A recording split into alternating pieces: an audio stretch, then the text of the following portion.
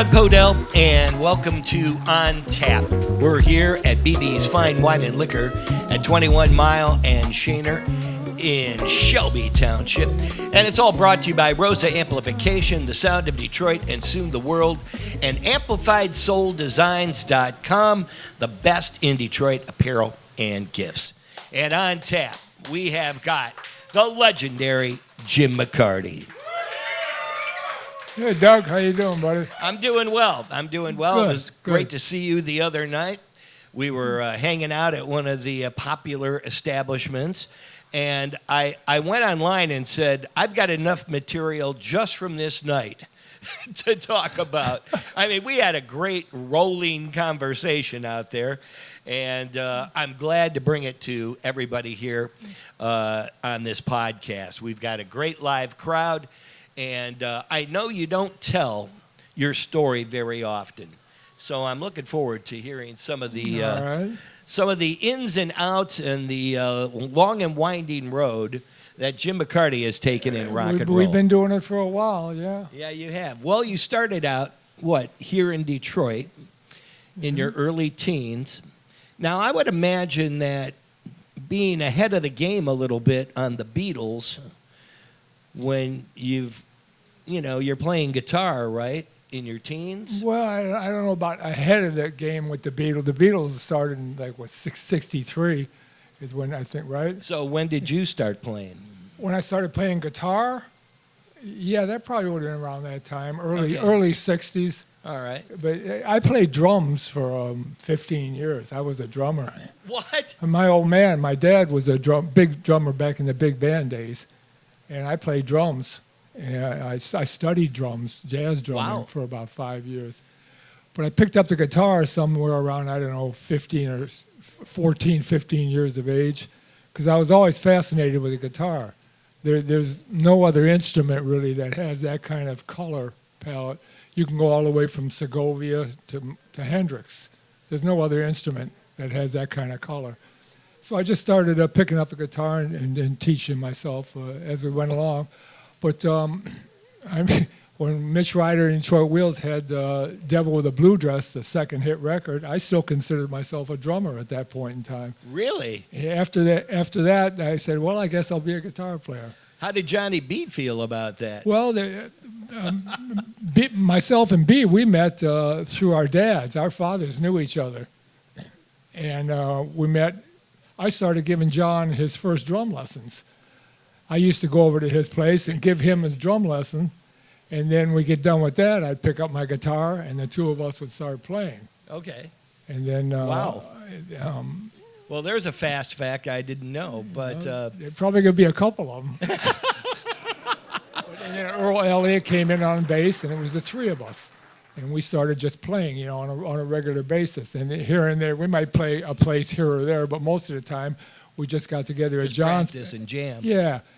And then there used to be a place, boy, we're talking a long time ago, on Woodward Avenue called The Village.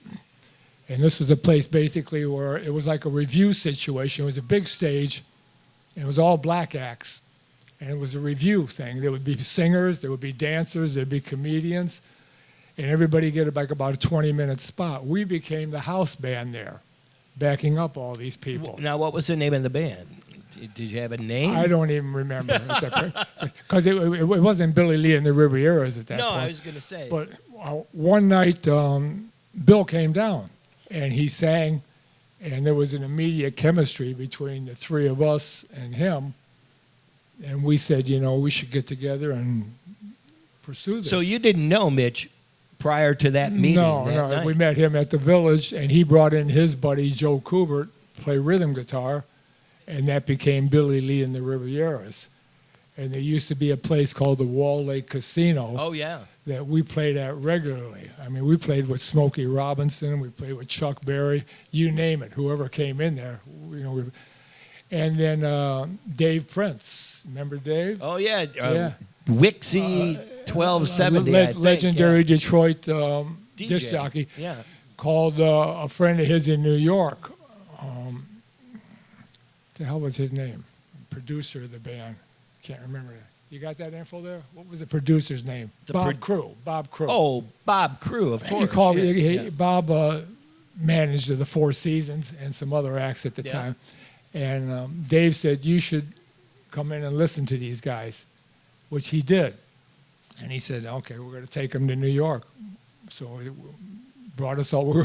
We're all living in one apartment on 71st and Broadway up in Needle Park.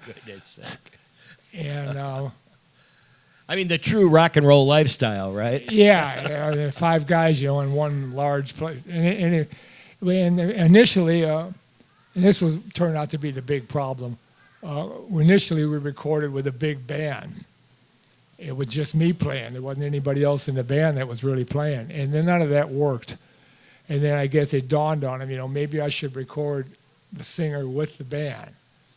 And we went in and basically did what we were doing in the clubs at that time, which was the first Mitch Ryder and the Detroit Wheels album. Okay. He changed the name of the band, and everybody hated it. They hated the name, the Detroit Wheels? It's just terrible. But after the third hit record, we started liking it. We started getting used to it. But once you hear it on the radio a few hundred times, get used to it, right? The problem was that, and Bob Crew actually admitted this years later. It was one of the biggest mistakes of his life. All he saw was the singer. All he saw was Billy. He didn't understand that it was a combination of Bill and the band that was creating this magic. All they saw was the singer. So after like 3 hit records, we'll break up the band. Great. They came to me and said, we want to add horns. And I said, fuck you. and they kicked me out of the band. And then about 3 or 4 months later, the rest of the band came home. And you know what happened? They turned him into a Las Vegas act, right? Which went Which nowhere. is what record companies kind of did back then. I don't like the guys like Dion, and I don't know. You could probably go down the list of people who had great bands, and then the record companies would zero in on the singer. It's hard to say. I mean, but Crew admitted years later that was a huge mistake on his part. Yeah. When we were in the studio recording Jenny Take a Ride, the first hit single, Andrew Lou Goldman and Keith Richards were there. They came in. And Crew had doubts about putting that out as a single. And Richards turned to him and said, you should put that out as a single. Yeah. And so he said, oh, okay. Oh, there you go.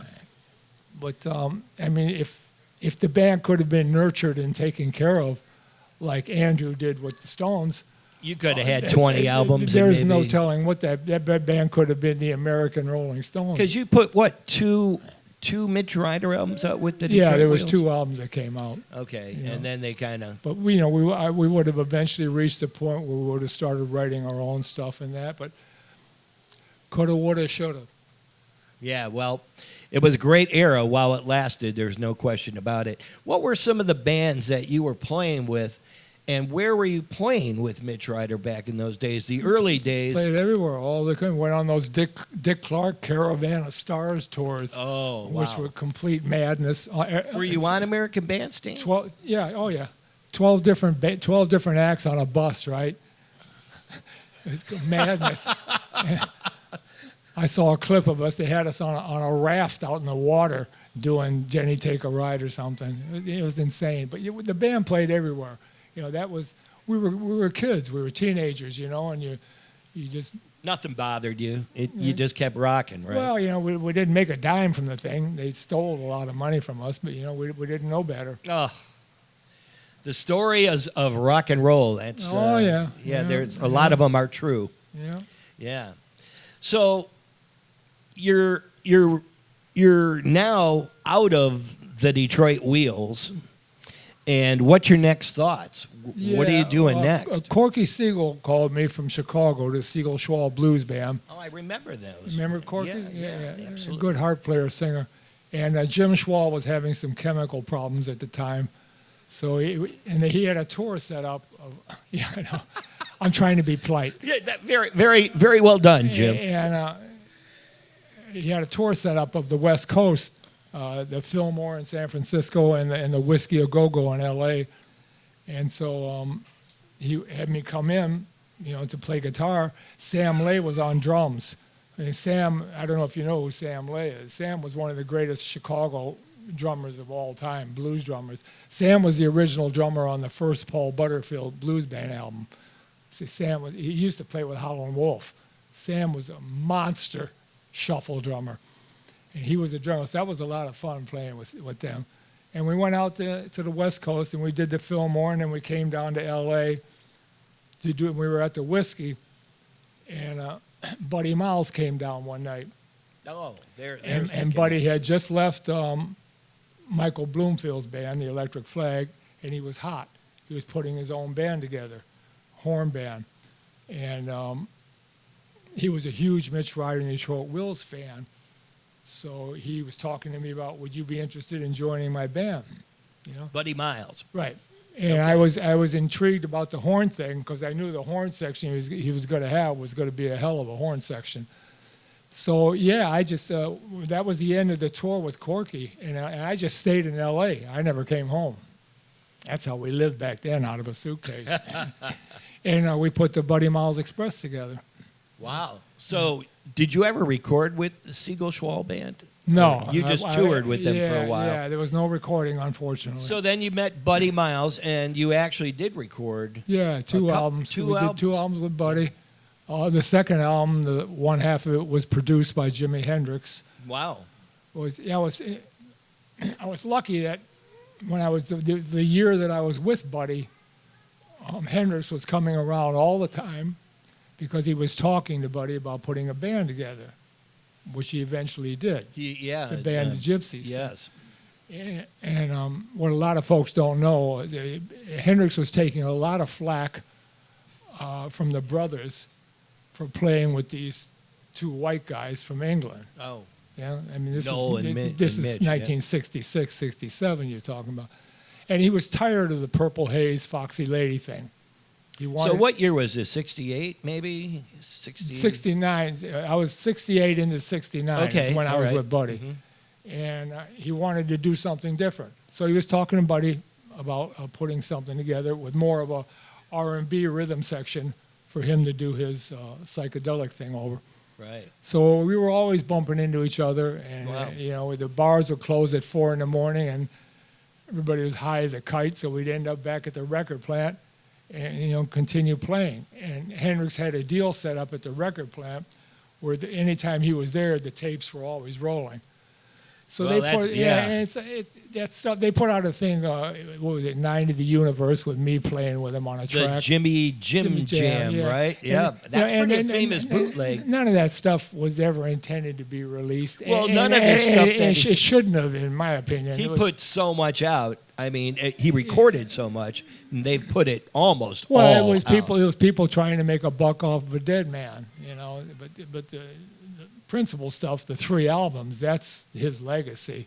Yeah. And that was a guy that, like Louis Armstrong with the Hot Fives, Miles Davis, Coltrane, Charlie Parker.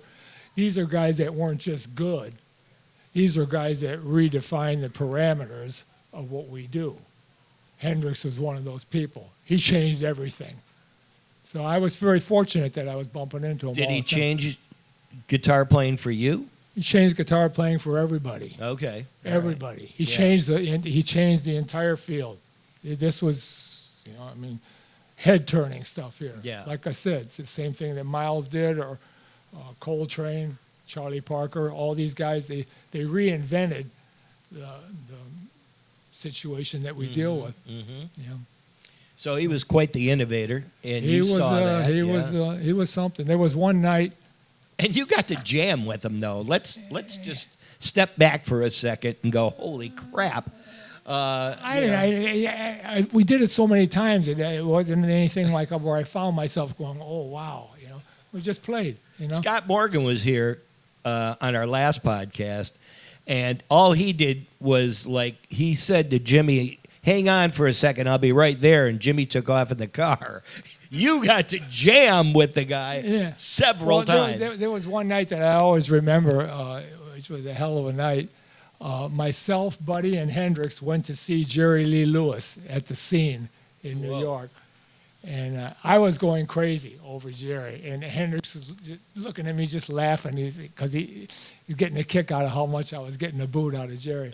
But that particular night was a very high night. That was a very high night.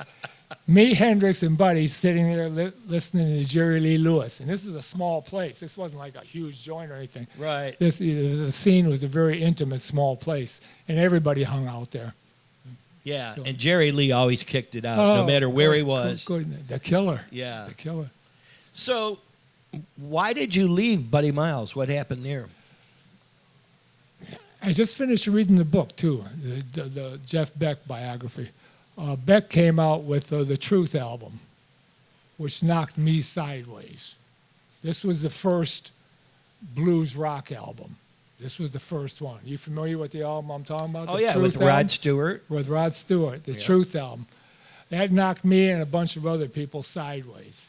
I said, that's what I want to do. So I left Buddy after about a year, was living in San Francisco, and Carmine and Tim, the drummer and the bass player from Vanilla Fudge, were of the same mind. There was a band that came over from England that was opening for them. They were called the Led Zeppelin. And they were blowing them off the stage. Yeah. And Carmine and Tim, they were tired of the Vanilla Fudge thing. They said, that's where we want to go. So they got in touch with me in San Francisco. I flew to New York. We got together. The energy level, they already had Rusty Day, a fellow Detroiter. Oh, he was already in the band. He was already in the... I thought maybe you recruited him. No, they already had Rusty. It was one of the reasons I also went. But we were all of the same mind. The energy level was ridiculous. You know, it was a little disjointed, but the energy level between the three of us. And Rusty was an unbelievable lyricist. Yeah. He would just sit there while you're writing, and the lyrics he came up with were incredible. So that was the birth of Cactus. Well, he had the voice for it. He had that raspiness, but yet he could hit those high notes. Yeah, but lyrically, that was really his forte. Rusty was tremendous with the lyrics. But the band started touring. You know, we were opening for Cactus's management was connected. Okay. I'll say. You understand what I'm saying? Phil Basile was the manager of the band, and Philly was connected. So we played a lot of gigs everywhere. We did the Atlanta Pop Festival. We did the Isle of Wight. We were all over the place. And that's that Isle of Wight album. That's I don't know. 3 album. Are we on that? Came out back in. I don't think we're on that though. I don't know. You weren't on it? There's been talk for 40 years. There's a video of us playing there, but it's never surfaced. But I started getting very frustrated with Tim, the bass player. Tim was one of those guys where I'm not exactly sure what the reason was, and I got an incredible boot when I read the Jeff Beck book. He said exactly the same thing.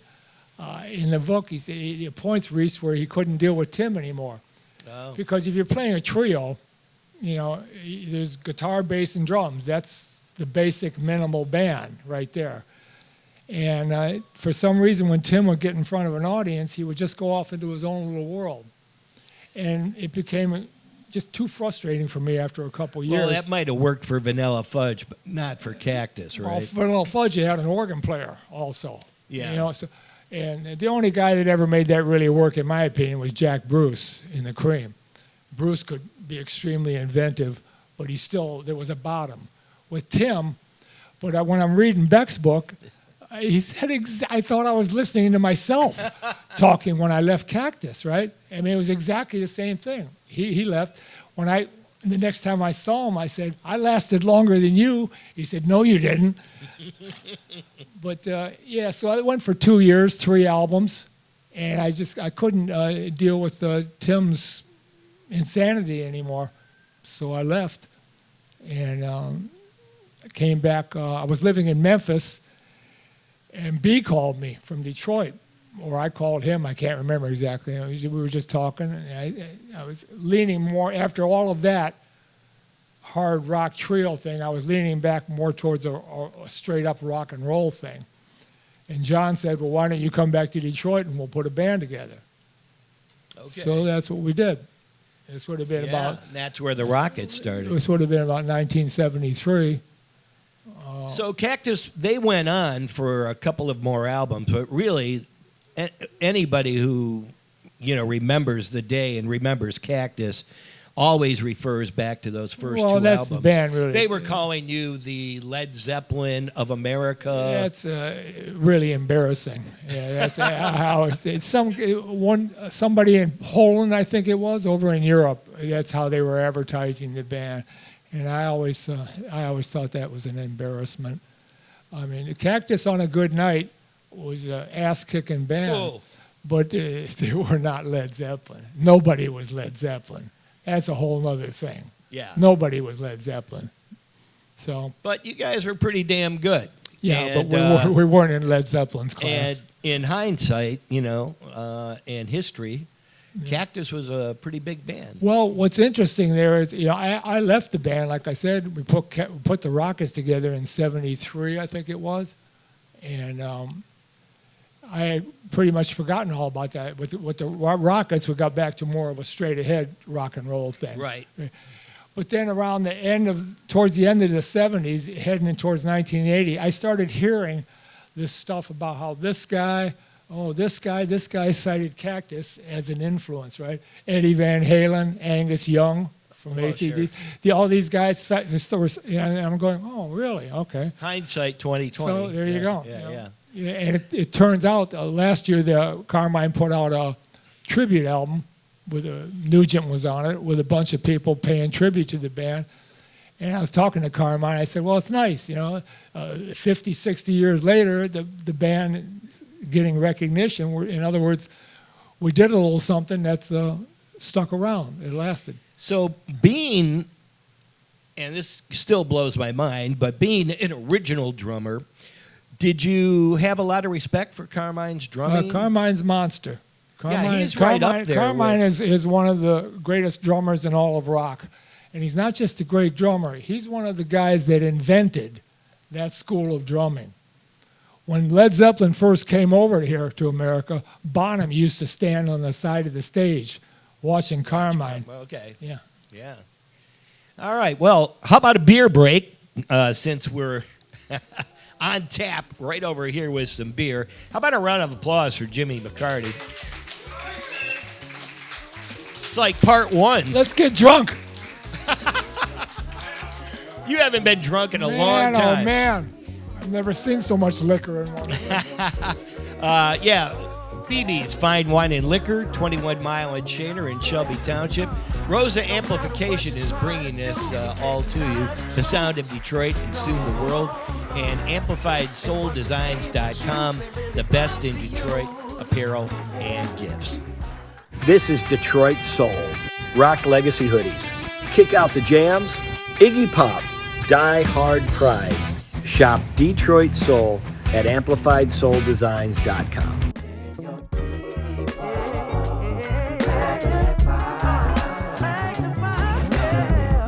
No matter what you try to do, you can't deny.